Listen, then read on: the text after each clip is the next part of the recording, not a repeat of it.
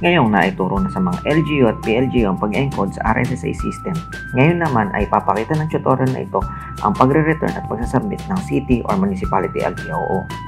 Simulan natin sa pagbubukas ng web browser, Google Chrome or Microsoft Edge. Sa search box, i-type ang intranet.dilg.gov.ph at lalabas na ang login page ng DILG Intranet. I-type ang username at password at pindutin ang blue button na may nakalagay na sign in. Ngayong nakalagin na sa main page ng DILG Intranet, sa My Application sa kaliwang bahagi ng system, pindutin ang nakalagay na Rapid sa Project Maintainability Assessment. Pagkapindot ng application na yun ay mapupunta na sa RSSI ang account. Sa Assessment Monitoring sa kaliwang bahagi ng system, pindutin ang Receive at makikita na ang listahan ng mga projects, pindutin lang ang View o ang mata na logo. Mapupunta na ang account sa Assessment Form at i-check maigi ang form.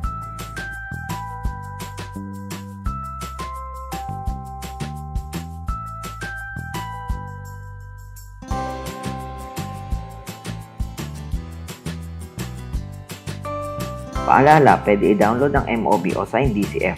Pindutin lang ang naka-attach na file. Pag na-check na ang lahat ng data ay pindutin ang green na button na nakalagay ay process. Pwede na ito i-submit sa susunod na magbabalidate ng data or pwedeng i-return sa mismong nag-encode at pindutin lang ang submit na button.